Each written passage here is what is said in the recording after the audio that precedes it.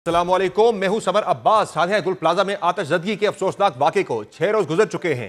अब तक 71 अफराद की लाशें और बाकियात निकाली जा चुकी हैं। वहीं दूसरी जानिब इतने बड़े सानहे को लेकर एक बार फिर सियासत शुरू हो चुकी है। एक दूसरे पर इल्जामात की बौछार है।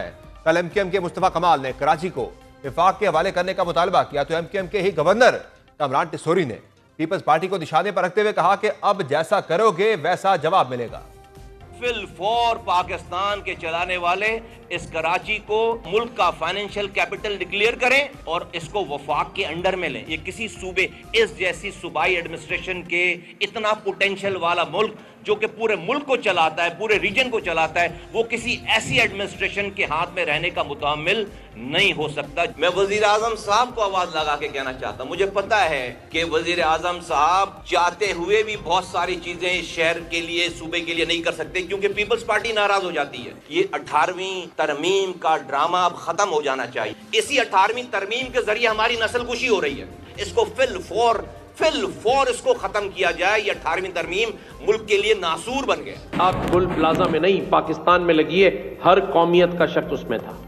क्या बात कर रहे हैं? सियासी रंग ना दें और ना डराने की जरूरत है। अब नहीं चलेगा, ये केस बंद नहीं होगा।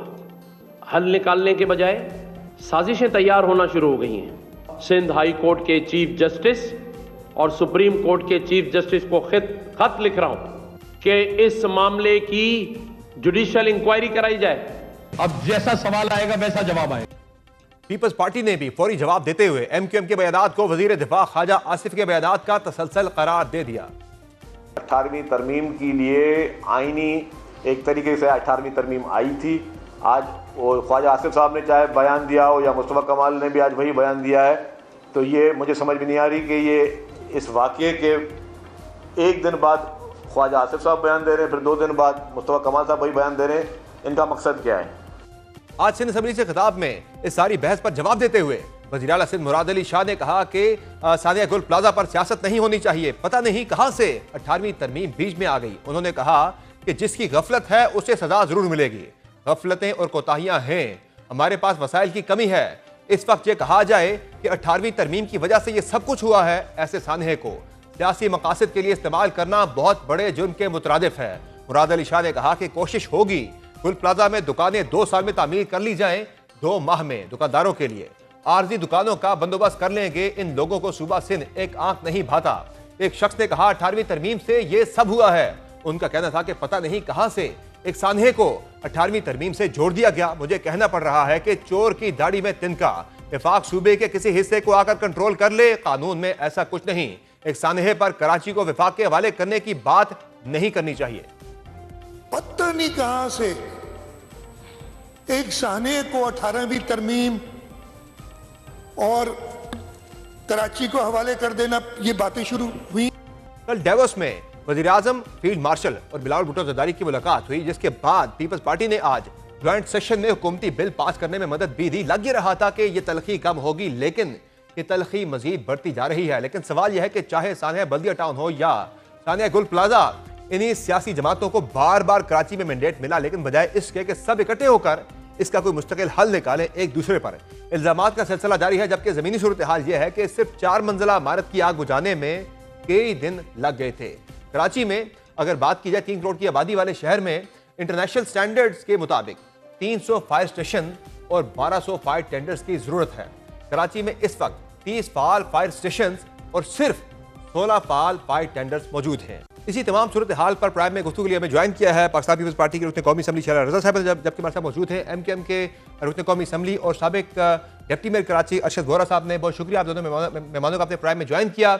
ये बताइएगा अरशद वोहरा साहब के ये जो हुआ है कराची में हादसा, एक अफसोसनाक वाक़या था, लेकिन इसमें आज मुराद अली शाह साहब ने तो बड़ा भरपूर जवाब दिया है। वो कहते हैं आप सारे मामले को आपने 18वीं तरमीम के साथ जोड़ दिया है।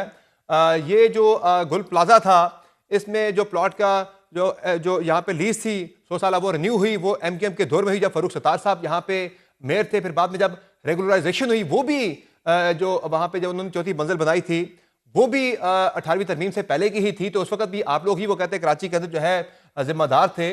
तो ये सारा मामला करें हमारे ऊपर क्यों डाला जा रहा है, और ये मुतालबा करना कि विफाक जो है कराची का कंट्रोल संभाल ले, वो तो आज बड़ी भरपूर तरीके से तैयार होकर आए। मुर्जा आज जो है सीएम साहब उन्होंने बड़ा भरपूर जवाब दिया है एमक्यूएम की तरफ से होने वाली तनकीद पर।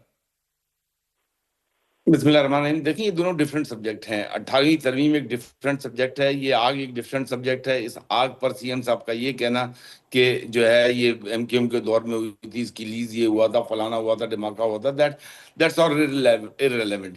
जो चीज इस वक्त रेलेवेंट है वो ये है कि यहाँ पर आग लगी, और आग लगने के लिए एमक्यूएम के फारूक सत्तार के पास 2 मेयर और आ गए, 2 मेयर दूसरे जो हैं दूसरी पार्टियों के भी आ गए, 5 मेयर उसके बाद बदल गए। आज यहाँ पर जिस चीज की रिक्वायरमेंट थी वो थी मैनेजमेंट, गवर्नेंस, एडमिनिस्ट्रेशन। और खास तौर पर आज आपके सामने है कि आपने जब देखा इस आग लगने के वाकये के बाद 2 दिन में जो है वो एसबीसीए 253 बिल्डिंगों का सर्वे कर मुकम्मल कर लेता है, और वो ले जाके रिपोर्ट देता है कि ये जो है यहाँ पर फायर सेफ्टी और फायर सेफ्टी की एसओपीज फॉलो नहीं हो रही। तो मेरे भाई मुझे ये बताइए, 17 साल से ये हुकूमत है, आपके पास लेबर डिपार्टमेंट है, एसबीसीए है, इंस्पेक्शन है।